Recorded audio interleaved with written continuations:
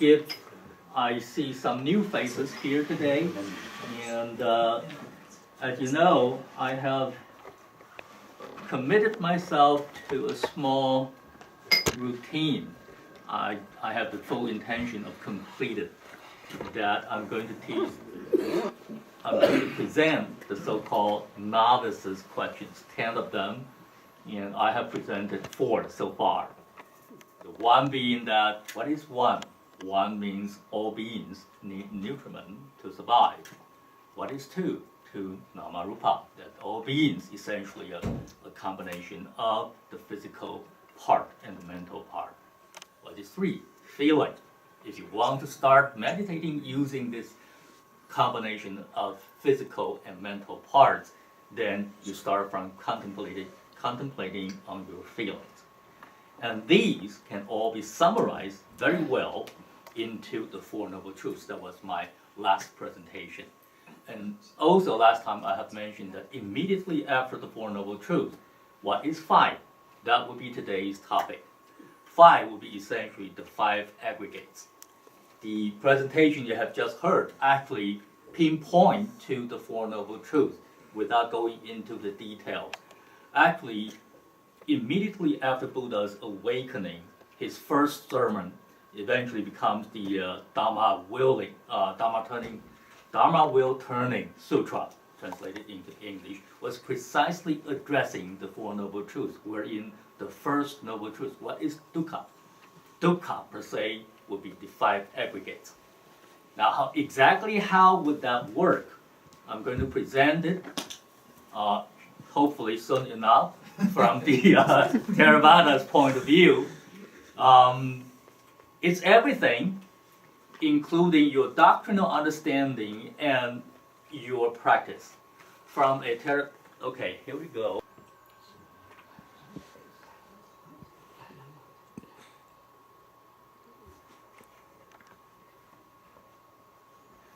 All right, so here we are. Also, I should probably introduce myself. My name is Sagaraguna. That translated into English, it means a sea of virtue. Certainly that's an expectation, not yet fully realized. And I came from Germantown. There's a temple. We were being classified as a Chinese Theravada. I don't know how otherwise we can classify ourselves, that our uniform is actually Sri Lankan tradition, and we are ethnically Chinese. And I have spent pretty much the larger part of my adult life in the United States. I consider myself as a modern American, and yet I'm a Theravada monk. And under such complex background, how do I go about meditate and make sense of what I've been told and taught? Tonight's presentation makes a very good juncture to present that. I've just said that doctrinally and for meditative purposes, it all comes to the 5 aggregates. That the Four Noble Truths starts from what is dukkha. Dukkha per se would be the 5 aggregates. And the point is that we want to stay away from dukkha permanently if it's possible. And that requires wisdom. Where do we acquire the wisdom? Precisely from a comprehensive and thorough understanding of the 5 aggregates in terms of how it actually works. So I can at best try to make it as clear as possible, although that is always not very easy to do. Hopefully that it may give you some valuable information. Now, the important thing about the first Noble Truth being equated to the 5 aggregates is that the notion and our attachment to the 5 aggregates is precisely the subjective and objective area or domain, if you will, that our future life, our future rebirth is going to take place. Importantly, next to that point is that this particular domain has been delineated and recreated by ourselves. Now, on the one hand, this is a burden we need to get rid of. But on the other hand, it is also the very foundation for us to tread on the path of liberation, to practice, to train your mind accordingly, precisely needs these 5 aggregates. So as you can see, as you can recall from the context, that this was the very point that Buddha, immediately after his own awakening, tried to make. And really, when we read back from that sutra, this is something we have to keep in mind. So the 5 aggregates is dukkha. Like I repeatedly said, that the English translation of suffering is not very ideal. Sometimes it's misleading. Dukkha essentially is something changing, keep on changing, never satisfactory. And as for human nature, we want something permanent within our control. And if you think more profoundly, if you will, that, well, we'll come to that later, that Buddha actually, in a very implicit manner, also made it clear that even if you have realized higher wisdom through meditative practices, you still have to go back and contemplate the 5 aggregates, not for this life, but past life, in order that in the future life you have better control. So, they are the objective domain, and clinging to the 5 aggregates must be removed. Like I just said, that this is also the foundation. We have plenty of examples documented in the sutra. Now, this is a long abstract that deliberately chosen so that you can see, in addition to the simple 5 aggregates, each aggregate actually represents a category, a group with more classes, different subgroups of Dhamma under it. The point here being that doctrinally, yes, you can be contented of just knowing that, okay, these are the 5 aggregates. We oftentimes consider that mistakenly as this is the self, and we want to get rid of that idea. But when it comes to meditative practices, you will have to really distinguish, tell the difference of all those tiny, minute experiences. How are you going to know exactly what you are experiencing? That requires understanding. Like I just said, the wisdom of stay away from samsara requires thorough understanding of the 5 aggregates. This is not limited to doctrinal understanding, it's just knowledge. But I'm referring to, you can directly see. There's a difference between view, it's just a perspective based on your doctrinal understanding, and knowledge. In the Pali term, knowledge is that you actually see it as it truly is. So here, it's just a reference now, knowing that there are major categories and there are subcategories for you to ponder upon. Among the 5 aggregates, the most important one obviously would be the so-called volitional formation or mental formation. I believe several venerables with background training in Western philosophy prefer to call it fabrication. Because it's a mental process wherein you engage yourself into understanding something, but also intentionally planning on making it happen, at least with the intention of trying to make it happen. This is the very crucial thing that eventually recreate our samsara. Because when you will something to happen, you willed it, and if you particularly repeatedly wanting that to happen, that would be the creation of karma. And all of you know here how important karma can be in directly or indirectly influencing our future happening. Now, that having said, 9 out of 10, or let's say 99 out of 100% of chances, you'll find that, in particular, when you try to create something, when you try to make something happen, it doesn't go that way.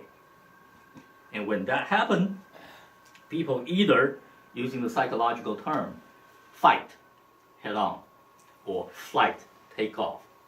Few take the time to see the root is not that thing that not meeting our expectation.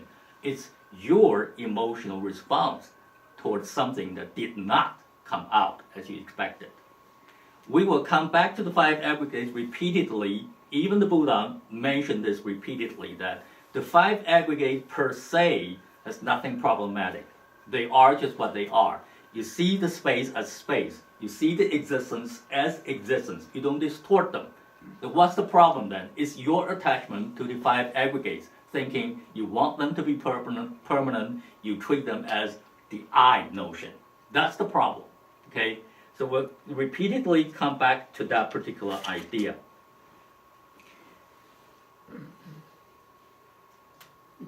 Since it's mental, why don't we just give it up?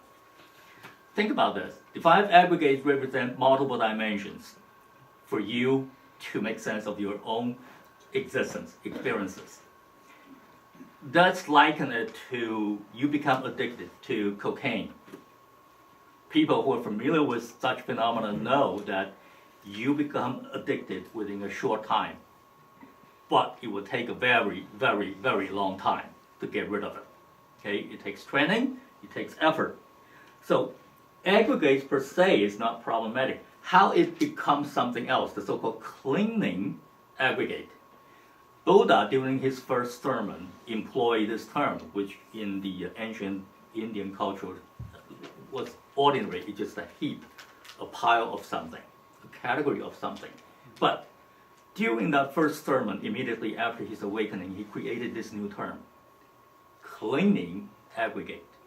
Or, to elaborate a little bit more, an aggregate subject to clinging. So, the whole crux of the issue is subject to clinging. It says that you have a choice, and you really have to intentionally, try to get rid of that. Get rid of what? Your desire, your craving towards something that is always impermanent. You have to overcome that kind of desire. Karma is not necessarily always bad. You could have also wholesome karma.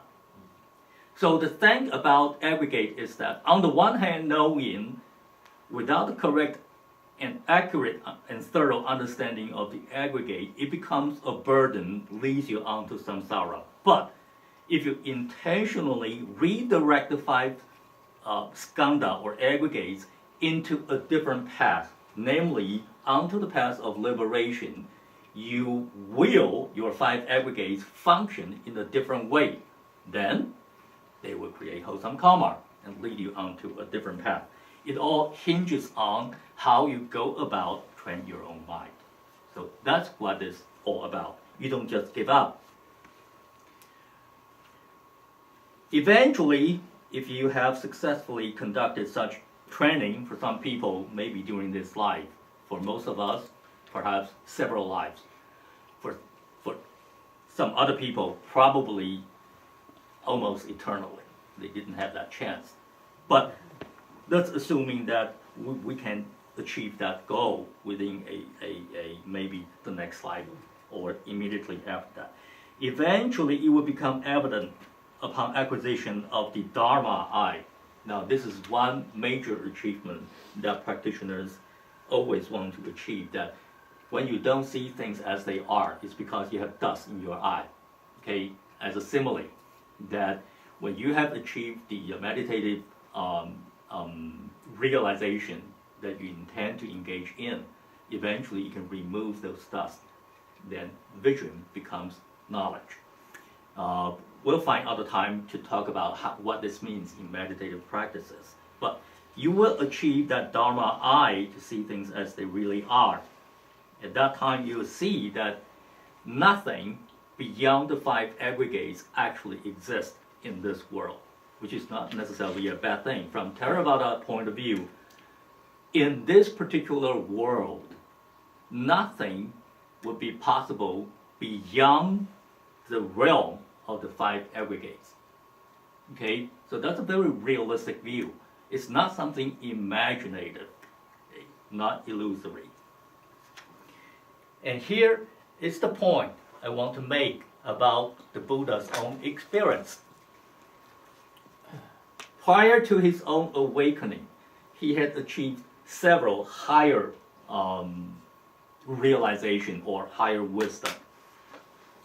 The first one being that he was able to recall all his past lives, every single detail about his surname, his physical characteristic during those past lives, his relatives, his family, everything. Now, beyond that, for some people, it's just some legendary stuff, assuming somebody can have that kind of vision. But from a meditative point of view, this is extremely important. Why? I've just mentioned that in addition to clearly seeing in this current life, your current existence does not go beyond the five aggregates. You have to make sure it also applies to all your past life, that you can clearly examine them until you're finally certain, really, it was and it still is nothing beyond the five aggregates. Only at that point you have the full confidence talking about the five powers. Okay, you have the full confidence saying that this is not a view, not a perspective, but a knowledge. At that point, it's no longer a faculty, but a power. Okay, so Buddha himself demonstrated from his personal experience that you need to have that kind of wisdom before your awakening, and it's still circling around five aggregates. So what I have just described would be the kind of right view that the Buddha would encourage you to have. Now certainly, again, it's not very easy. Not only Buddha, but his major disciples. Here I am using Ananda, his long-term attendant, as an example. As you know, he was he was the very last who had achieved the arahantship after the Buddha's parinibbana. And in this particular occasion, how Ananda, in the first place, achieved the first sainthood, okay, the first fruition of the training. It was through contemplating on the five aggregates. So not only the arahants and later bodhisattvas, the Buddha himself, but also for the lay person, the same principle is applicable. And it was through the instance that the Buddha contemplated from that perspective, the major disciples also take it as a subject matter, that one central theme gradually come into being, namely, the main problem about the five aggregates can be summarized that people, after sensing that the five aggregates really did give us something is happening, I can sense something is happening. What is that? There must be something as I. So that illusion become eventually the central focus when Buddhist texts started to talk about the five aggregates. I must emphasize that that's the central thing, but not the only thing. Okay, that's the point I want to make. All right, suppose you don't have the right view. What could happen? Let's go over some of the so-called misconceptions. The physical body, if you fail to acquire the accurate understanding, it gives you the illusion that there's a location where your body exists, and you will be very tempted to say, where I am. Now, of course, you can have other expressions, we'll come to that later. Feeling, instead of giving you the sense of location, it gives you the opportunity to express how I am. Am I feeling happy? I'm not feeling happy, etc., etc. Perception simply labels. It gives you the stuff for you to make sense of things. Framework, if you will. That means what I am. Volitional formation or mental formations. It is the very foundation of twinning. I couldn't emphasize this more. It gives you the very rationale why I am acting in a certain way. Why am I being what I am right now? And consciousness, it furnishes all the basis into whereby I am. I think the French philosopher made this quite clear, and it was quite convincing to many generations of Western thinkers. I think, therefore I am. That's the quotation from the French. To some degree, to a point, yes, it does make sense. But then, where is this I after you die? A very good part of Buddhist teachings, ever since the Buddha experienced the Parinibbana, spend the time trying to deal with this question. Are there still existence after death? Is the Tathagata still exist after death? Or does not exist? Or both exist and not exist? Or to some extent, neither? This is the so-called tetralemma, I believe, in the Indian logic. But then when the Buddha refused to even answer that, people got irritated. These four possible angers have exhausted all possibilities in the world. How can you even evade that? Are you afraid to answer that? But then, even to answer one or any of those angles would presume something that intrinsically exists. That would be a logical dilemma. Buddha had tried to avoid that. The same logic can be applied here, right? The five aggregates with a misconception can be perceived and comprehended, become where I am, how I am, what I am, blah, blah, blah. But it can also lead to the opposite direction. In the first place, there had never been something intrinsic at the five aggregates. They're just conditions and functions that under certain contexts work in a certain way. That's all. Okay? So, I have pretty much elaborated on this particular slide during my previous presentation. Aggregates per se, they are not necessarily problematic. The real problem is our attachment. And the very idea for Buddha to coin the new term of cleaning khandhas was precisely to, on the one hand, give a concise answer about the fourth truth, about the first truth, and on the other hand, while elaborating on the origin of the first truth, he had also identified the problem of the origin and opened up the possibility of engaging in the third truth, namely, you have to tread a path so in order to achieve eventual liberation.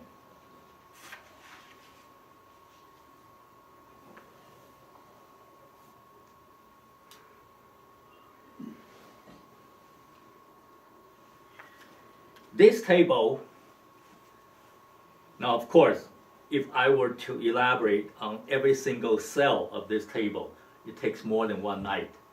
We're not going to do that. But I want you to pay special attention to two columns. Okay? First, the characteristics. Like the previous slide I have demonstrated, these are from a abhidharmic point of view that there are more detailed characteristics of the five aggregates for you to ponder upon doctrinally and meditatively. But it all comes down to the condition. For all practical purposes, as a meditator, that's all you need to know.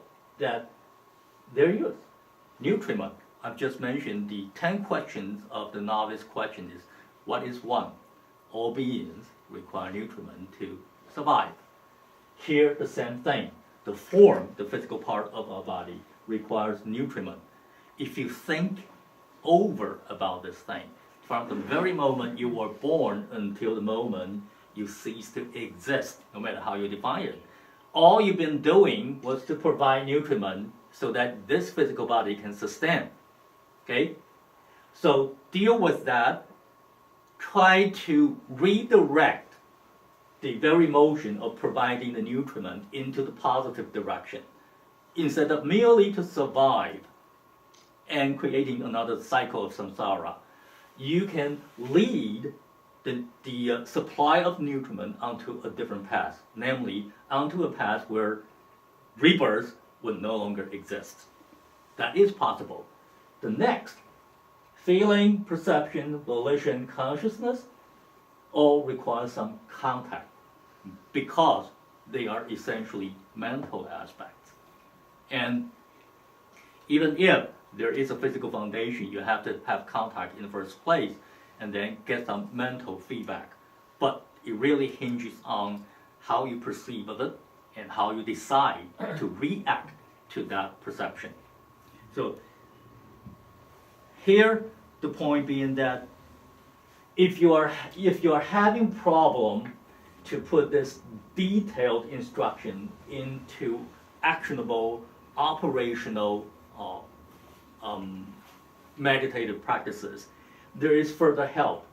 The final column, the simile. Imagine, visualize them as like what? A lump of foam, water bubble, shimmering mirage, banana tree, emptiness, essentially. Magical illusion. Magicians play tricks for you. It looks like real, but they are not real. All these are detailed instructions later masters of Buddhism used trying to help people to make sense with that particular teaching of 5 aggregates. Now the next slide would lead you into something different. Not just human beings are having difficulty making sense with the 5 aggregates and comprehend the importance of this. There, I believe in the Samyutta Nikaya, there was a story, a group of yakas having a conversation with the Buddha. One of them was the name, I believe, Himawata, particularly known for his wisdom. He brought up the question, specifically addressing the Buddha. In what has the world arisen?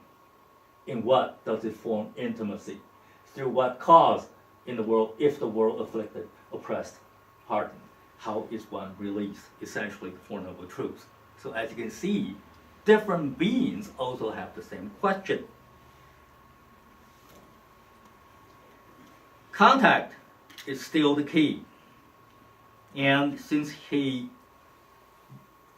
this particular yaka brought up the question in a very concise way, the Buddha also answered him in a very concise way. To answer the first question, in what has the world arisen? The Buddha said, 6. What on earth is 6? Okay? And so he went on, asked further questions, exactly what they were, blah, blah, blah. And eventually it comes down to the 6 aggregates. Question? 6 aggregate? Okay. Okay.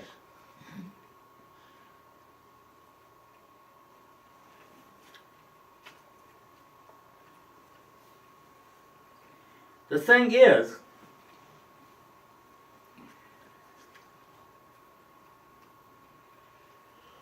the aggregates provide you the foundation to experience something.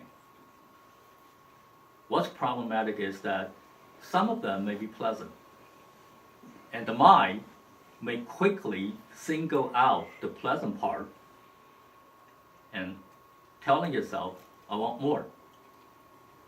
And you will will yourself that I'm going to take action to pursue that I want more, some gratification of that intention. This is the very process of aggregates turning into cleaning aggregates. And the 5 of them working hand in hand. Where you can see on the left photo, the one in the middle, the larger head, that can represent your intention, mental formations.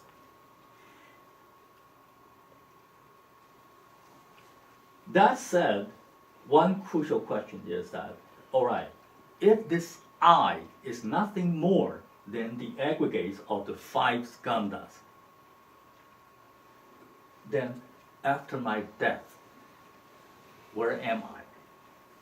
Like I said, a large part of the Buddhist literature have been trying to deal with this particular question without good success.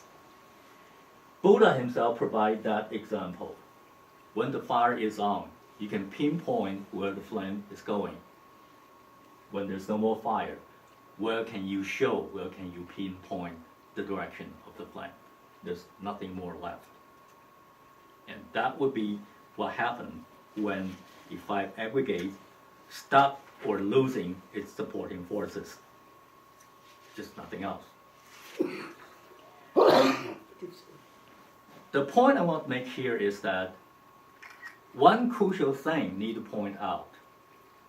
The fact that you identify with something eventually becomes your identity. This creates tremendous possibility that you can have a choice. The fact that identifying something eventually became something identifiable can be very, very vividly illustrated through one real-world example. In this current world, I think nothing more influential than gender identity. Okay? And this particular person, currently 92 years old, she had spent exactly 46 years of her prior life as a male, and then another 46 years as a male. Well known, used to be a very famous athlete. He was the one who, among all the pioneers, climbed to the top of the Everest. And you can still find her name, I believe, from the Royal Geographic Society. Even today, she is still well known, being a historian. The 3 volumes of Pax Britannica, for those who are familiar with the political literature in the United States, know about how influential those titles are. She, using her own experience, identified this particular theme. You identify with something, eventually you become that particular identifiable thing. And here, if you read it, if others' responses shifted, so did my own. Because she wanted to be a woman, she intentionally taking hints of people's responses and identify with those responses.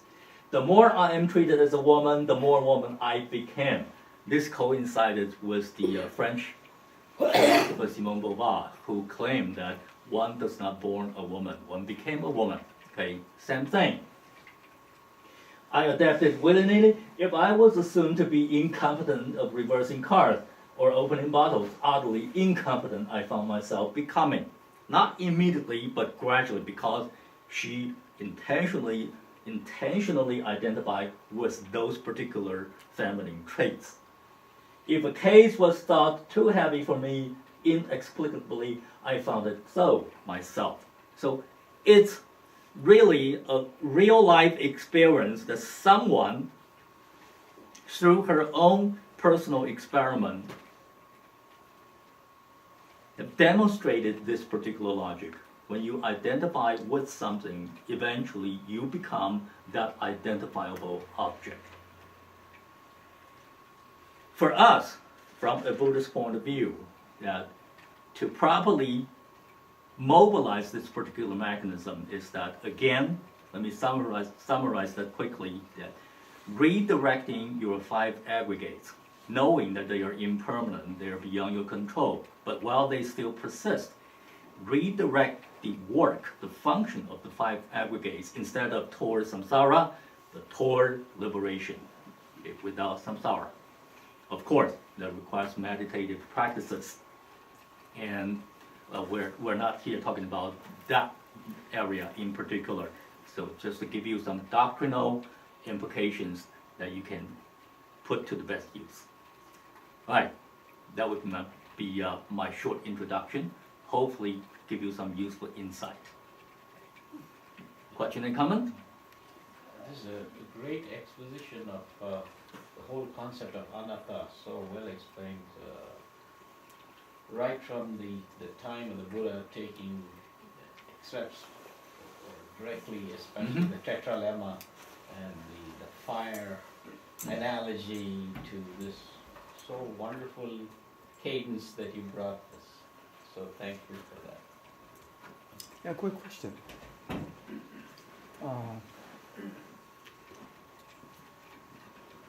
This is Yeah. just as you say, when the Buddhists talk about the no soul concept, Mhm. no being, Right, everything's in a state of becoming, right. and identity, that's what the Venerable really so beautifully expounded today. Right. And, how does that function, for example? Not too long ago, I think, I saw a documentary that I will try to share with those of us who are coming, that the Dalai Lama appointed his successor. It's a little kid in Minnesota. And how does that fit? I Can't think that's not document. This is just a state TV. Really? Yeah. This Yeah, is called the yeah. Madam Secretary. Uh, I saw that episode Mm-hmm. on the just TV show. no. Oh, was it? Yeah, yes, on the TV show I saw that one. Yeah. But isn't there a practice where, Oh yeah, that's There is there. a practice. Yeah, right. yeah, I mean, how does that function in this context?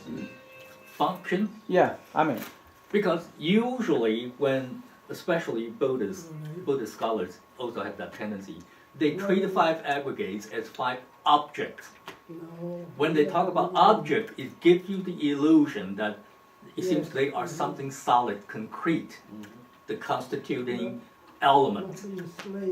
But really, if you look at that table, if you recall that table, all of them really was referring to an ongoing process, to feel, to feed, to sustain, to make sense. They all refer to something functioning instead of a static object. I see. Yeah, so this is the part we need to reconceptualize to bring it into the more appropriate direction. But of course, that doesn't rule out the possibility that under certain circumstances, it would be beneficial as well to treat them as objects. Right? But that's a different matter. So to answer your question about the function, Mhm. the best way would be to think about that. They are ongoing processes. But they are predictive and precise, it seems to be. Think about it. Our identity, is your identity always static? It evolves. It depends, right? Yeah. Here, you may be the audience. Next time, you might take the podium as the instructor. And here, you're just one male, somebody's son, you can be somebody's father. It depends on the time and space. Your identity may change. Same thing. The aggregates, the five aggregates, combine in a certain way, subject to time and location. So they stand for function instead of object. Okay. Does that answer the question? Yes, I think it clarifies it. Okay.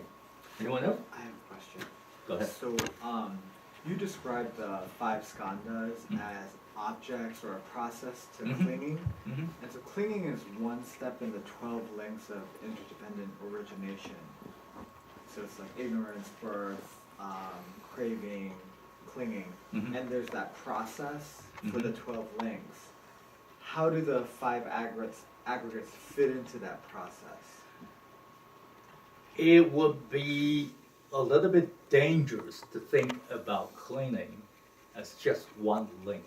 Okay. Cleaning is pervasive. throughout the 12 links.